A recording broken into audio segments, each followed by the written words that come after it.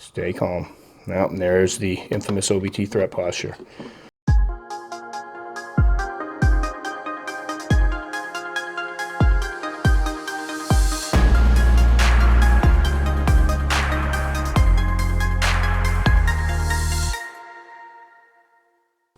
Hey all, Tom Moran here from Tom's Big Spiders. This one's been a long time coming. In this episode, we'll be rehousing my P. murinus, better known as the OBT. This tarantula is quite infamous in the hobby, and although they can definitely have quite the attitude and be a very defensive tarantula, I also think that some of the stuff you see online and some of the instances that people have with them, especially with the aggressive behavior, comes from the fact that they haven't been kept correctly. So in this episode, we'll be moving it from what was going to be the adult enclosure to a new adult enclosure that's a lot prettier and will help me show off my spider. And it's a good thing because it's one of my favorite spiders in my collection. Also, as I've been doing with some of the rehousings, I want to take a moment and thank a couple patrons. Without them, none of this would be possible, honestly. Been able to really kind of get my dream tarantula room, and that's really helped a lot. So I want to thank Sterling Marvin and Cairo Kanish.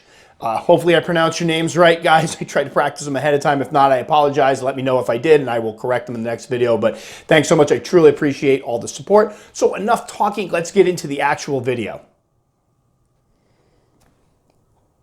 So we're about to rehouse one of my favorite tarantulas in my collection, my P. murinus, or the infamous OBT. I absolutely love this species and absolutely love this tarantula. And I will say, from the get-go, mine traditionally or historically has been rather laid back, but obviously the species has quite a reputation. So before we start, we'll just talk a bit about the setup. This is obviously a 12-inch by 12-inch by 12-inch Exoterra Nano Small, I forget what the thing is, cube. And I just want to talk a second about what's on the top here, because I am doing a review of these, but I haven't gotten it together yet. I actually bought one because I really wanted to do this rehousing. But these here are replaceable tops for the Exoterras made by C&M Terrariums. They contacted me, asked if they could send me one to check out, and I actually bought a couple because I really love the idea of these. Now, obviously, a cheap alternative to replacing the mesh on the top is just to pull the mesh out and replace it with drilled plexiglass. A buddy of mine, Basin, actually takes them out and puts the plexiglass over the mesh so that you don't even have to bother ripping the mesh out because it's kind of a pain. I've had a bunch of these enclosures sitting around and I've been too lazy to actually retrofit them. And as a result, I've been waiting to do this rehousing because I need a new cover, but they created these here. So you have plexiglass up top, you have the ventilation down the bottom. They fit in here beautifully. When you buy them, they are disassembled, but it was really easy to assemble them. So again, I will do a review and show off those for people that want them. They do cost some money, so for folks that want to do it cheaply, might not be for you, but for folks who want the convenience, they're awesome. Now, for the inside of this, I will take this off so we can see. Did something a little different this time. The substrate's my own mix of peat and cocoa fiber with some sand in there. We have ghost wood, which I glued some little plants on just to give it some little dash of green. We have the water dish. We have leaf litter. We have some sphagnum back here, and then we have willow branches. I bought these for some of my dry enclosures to kind of encourage webbing. I did put a piece of cork bark in here, and I don't know if Billy can see around the back, but what I'm hoping is when we get her in here, she will use this as her home base. We'll go in here, and I'm going to put some cardboard around. I'll show once we get to the rehousing portion of it to kind of give her a dark area so she'll settle in there. And then what I hope will go is she'll go out here and start kind of webbing around here. Now, the trick with OBTs, they have infamous tempers, but I believe that a large part of that is people have kept them incorrectly for many years. They keep them terrestrially. So what ends up happening is if you have a shallow container, put a little substrate in, they web right up to the top. So every time you rip the top off that container, you're essentially ripping all that webbing up, disturbing them, ripping pretty much the roof off of their homes, which puts them into defensive mode. If you give them more room, they tend to do a little burrowing. They'll do some webbing. They'll stay down in here. And when you open up the enclosures, you're not so close to the spider. The spider doesn't feel so defensive, and you generally have a more well-behaved OBT. So the big trick, they refer to it sometimes as semi-arboreal. I know some people cringe at that because technically there's no such thing. There's terrestrial, there's arboreal, but when you talk semi-arboreal, all you mean is you're giving them a little extra height in there, more so than you'd normally give your regular terrestrial species. So a little history of her. Picked her up in 2013 when she was a 1/2-inch sling. At that time I had her in a Jamie's enclosure, which is one of the like 2 by 2 by 4-inch AMAC boxes. She was in there for a couple years, grew rather slowly. When it was time to rehouse her, she hit about 2 inches or so. I put her into a 2-quart mainstay container, one of those ones you get from from Walmart, and she did fine in that. And then finally, in December of 2016, and I'll run some of the footage here, we rehoused her when she was 3.5 inches into the container she's in now, which I absolutely loathe. They look good at the time, but they're kind of like milky, and we'll show them up when we get them on the table. Milky, medium-sized critter keepers, and that rehousing went very, very well. The one before that went very, very well, so I feel like I'm probably jinxing us right now by referencing that, but hopefully this one goes very well, because I do want to show that these guys aren't quite as bad as everybody makes them out to be.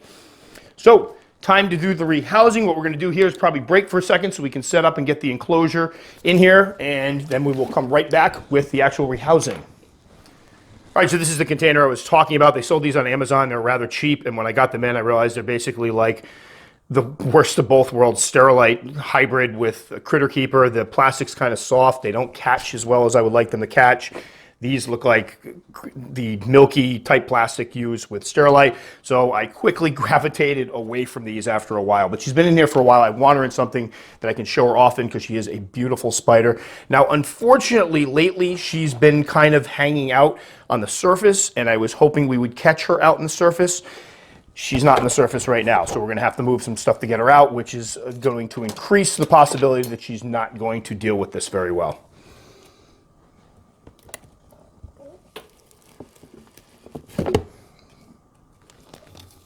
She is not going to be happy. There you go. Not at all.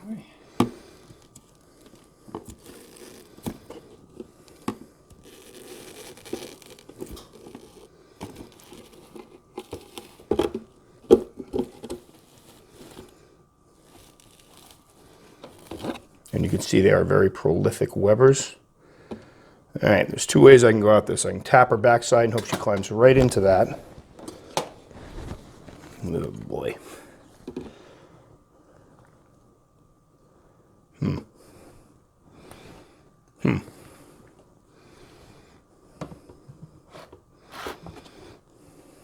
She's really calm, and I really don't want to get her jacked up. You want to get a little shot of her there. Get too close. There she is, looking pretty.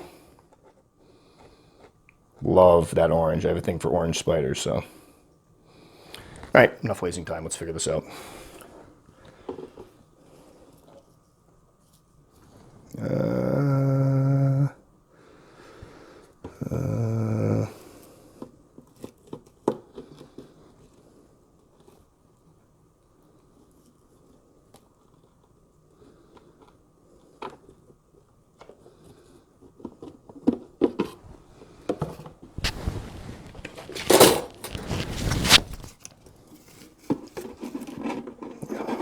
Don't fall out. There we go. I absolutely adore this spider. Like, I've been toying with making a video of my top favorite tarantulas in my collection, and she would be up there. I mean, just absolutely. And again, I want to make it clear, I'm not saying that all OBTs or P. murinus are very laid back and gentle like this one. That's obviously not the case, but I do think a lot of their reputation has been earned by people that haven't been necessarily keeping them correctly, or in some sad instances in cases where people antagonize them in videos to kind of have them go off so they have a good, clickbaity video to show off. And I've seen many back when I was researching these guys and trying to decide if I wanted to get one. I watched a lot of those videos and I was like sorely disappointed by the fact that that seemed to be the general trend. But there she is, just gorgeous. So now we're going to try to figure out how to get her into here. Do you want this closed all the way? Yes, that would, no, not off the bat. Not open? Okay. Not off the bat. So if you could just... Do we get the top? Oh, get this out of here. I'm sorry. Let's not drop the OBT. There.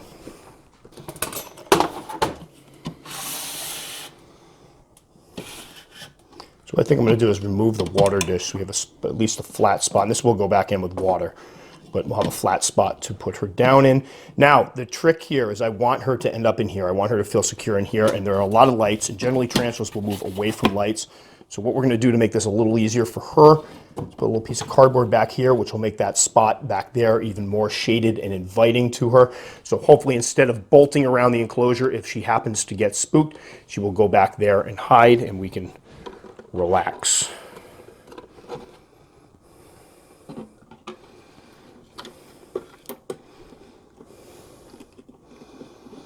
See if I can blow through.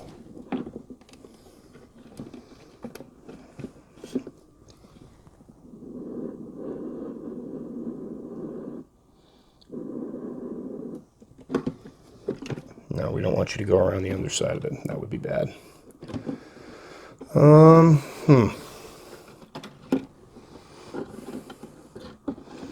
Try to angle it so she's got only one way to go.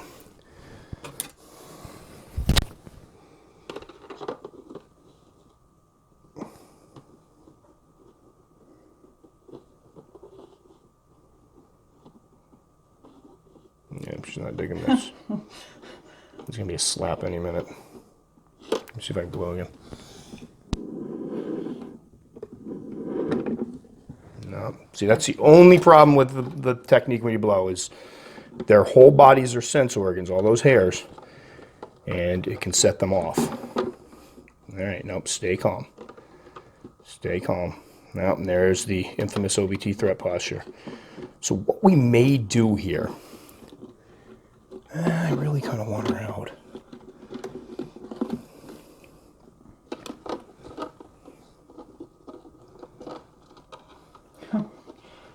Say, please leave me alone. Oops. Yeah. Fangs are not bared yet, but she's not pleased.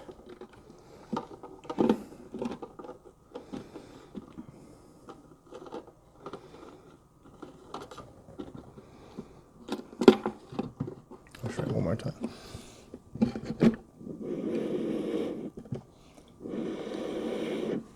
She's being stubborn. Yeah, I know. If you just go down into the hole,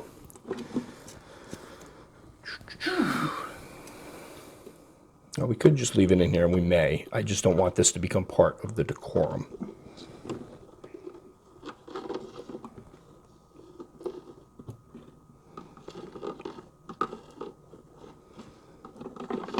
Oh, boy. There we go. That's what I was hoping for. All right, get the lid ready. I'm sorry, I can't. No, that's okay. We got it. All right, so that's why you want to be patient. And I'm going to go ahead and put the water dish back in here. She's in the back, and she is behind the spot that I was hoping she would go into. And a little water. I think people sometimes don't believe me that I'm putting water in them. And she is in. So, as we could see by that, we kept calm. Now, I've mentioned this in the last video we had, I believe, what was it, the Ecclesiasticus that got her 15 minutes of fame, where she walked all around, which is amazing, and I love the feedback to that video, because I think people saw that sometimes it doesn't go exactly as planned, but if you keep your cool, it can still be a good rehousing. In that case, she kind of kept coming out, kept coming back in, but we kept her cool. In this instance here, we got a little threat posture in there, but the fangs were not bared. She was not completely losing it yet, but obviously, like I mentioned in the other video, if you have a catch cup that's small enough, you can always leave it in the enclosure. Just know that sometimes the only issue I've ever had with that is sometimes they use this as their home base, and they'll use this as a den, and they'll start webbing out, and then it's very difficult to get the old enclosure or the old catch cup out. So we'll keep this here so she's nice and dark as we go over the rest of it. So as far as the OBTs are concerned, with the temperatures, I've heard people say that you can keep them really warm. Mine has experienced slower growth rates. She was one of the slower growing old world species I've ever kept.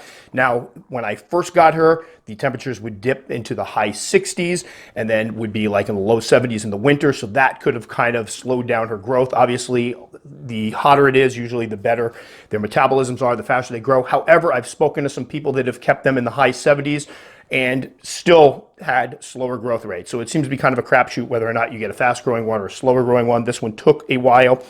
She ate very well. She took a while before going into pre-molt and stayed in pre-molt for quite some time. When she was a sling, I would feed her twice a week, little red runner roaches and the little baby ones, and she scarfed them all up. As a juvenile, I went to using crickets or medium-sized roaches, and as an adult now, she gets a cricket or two. Large crickets, takes them down with gusto. There's no problem there whatsoever. Attitude, again, give them space. Doesn't mean you need to go crazy. I had somebody that picked up a 1-inch spider and put it in a 10-gallon tank. She's like, it'll never give me attitude. Well, no, you're right, but that's a little overboard. But giving them a little extra height, I think what she's going to start doing is probably webbing down in here, start seeing the web spread out. She'll make a nice little place. And so when I open this up to feed her, she won't feel like I'm right on top of her. But definitely give them the space to breathe. Give them space that every time you open that enclosure, you're not ripping the webbing off the top of their house. All right, I've had people ask me, and this is something I'm going to start covering in videos because I think people think I'm forgetting it. I do not mention humidity requirements in my videos because I do not believe in measuring humidity in the individual enclosures. Basically, you have dry species, you kind of have semi-dry species, and you have what we call moisture-dependent species. And the trick is you worry about substrate. If there's a moisture-dependent species, you want to make sure you give them deep substrate. You want to make sure you keep the bottom layers moist at all times so they can burrow and find that moisture level they need. This is an arid species. As a sling, I would sprinkle some water on her webbing. I would keep one little corner of the substrate slightly moist. She didn't show it any preference, and she did just fine. As a juvenile, I kept it bone dry with the water dish, and as an adult, she will be kept bone dry with the water dish. So don't freak yourself out trying to buy those little humidity gauges and put them in here. Just know this is a spider that does fine when dry conditions. I've never had an issue with it, so that's not something you want to worry about. So amazing spiders. I do feel badly, and I try to advocate for these guys because when I first got into the hobby, they were everywhere, and I think we did, as a hobby, did such a good job of warning people that they can be a handful that a lot of people have sworn them off completely, and you just don't see as many of them around anymore. So they are beautiful spiders. If handled correctly, as you can see there, they're usually, again, they can be little balls of fire, but the trick is to stay calm and just make sure, reduce your rehousings if you have to. This one's been in 4 different enclosures. I easily could have waited till she hit 3 inches and put her in a larger adult enclosure, but I don't like doing that. So excellent species, P. murinus, wonderful spider. Definitely encourage folks that are feeling up to a challenge of an old world that have some experience under their belt. Definitely encourage them to check them out because they are beautiful and they can be kind of a jewel of your collection. All right, so that went well. Again, I don't want people to get the wrong impression. I am not saying that the OBT doesn't deserve some of the reputation. They are an old world species. They do pack potent venom. And if they feel threatened or disturbed, know that they will stand their ground and they will fight. Although the one in this video did not have its fangs bared and was not giving a true aggressive defense posture, I have seen ones with the fangs out, slapping at the ground, flipping over backwards. It can be quite an impressive display. And if you get close enough to them, they will not hesitate to put a hurting on you. However, there's one thing I want everybody to think about. Remember, a lot of times we demonize the OBT and we talk about how evil they are and they're these fiery little demons that just want to kill you. And that garbage drives me nuts, only because if you think about it, the tarantula, if it is acting that way, it's because it's scared. It's acting out of self-preservation. It feels like you pose a threat to it and it's trying to defend itself, violently albeit, but it's a defense mechanism. It's not going to climb out of the cage, try to find you when you're sleeping and bite you and your children. So I just want to make that very clear because every time I post up one of these videos, there'll be a string of comments talking about how evil they are, and I know people have had a hard time with them. I completely understand that, but I do think some of that can be mitigated just by how they're treated and how they are set up. Not always, and there's always going to be those instances where people just have specimens that are a little more defensive than others, but something to think about if you want to get this species. A lot of times the energy you put into the tarantula is the energy you get back from the tarantula, so just something to keep in mind. Also, the big thing I want everybody to take away from this one, if anything you walk away from this video, the one takeaway I want everybody to have, give them some room. This doesn't mean drop a sling in a 15-gallon tank, but it means give them some room to burrow, because some of them will burrow, and a burrowed tarantula is usually a happy tarantula. They would much rather retreat to the confines of their burrows and the safety of their burrows than stand and fight, or give them room above the ground as well. So some depth to dig in, some depth above the ground, so when they web, when you open the top of that enclosure, you're not ripping the top of their enclosure, all the webbing off. Again, I use the analogy all the time. It's like if I was sitting here right now and all of a sudden some big creature ripped the top of my house off, I'm probably going to end up, well, I'm going to be terrified, but I'm probably going to try to fight back. Same thing with them. So every time you rip that web up, it disturbs them. They immediately go into threat mode, and that's where you're going to have an angry tarantula. So if you pick these guys up, just keep that in mind and They are just stunning, stunning spiders, especially if you like the color orange. So I hope some more people will check them out, and not everybody will avoid them, because I do talk to a lot of people that want to avoid them because they're terrified of them. And again, if it's not your cup of tea, totally get it. I'm not trying to convince everybody out there to get one, but for folks that may be on the fence, hopefully this video will give them a little more, I don't know, confidence is when it comes to keeping them. So that will do it for this one. As always, if you like the video enough to subscribe, very much appreciated. Click the little circle up there. If you'd like to check out some more videos, see what I'm about, I'm going to put probably a couple OBT videos over here. Feel free to comment. I will definitely respond to comment. It can take me a couple days, but know if you take the time to comment, I will take the time to respond. That will do it for this one. I'm going to get this vest off because I'm baking. You guys all have a good one. Stay safe, and we'll catch you all next time.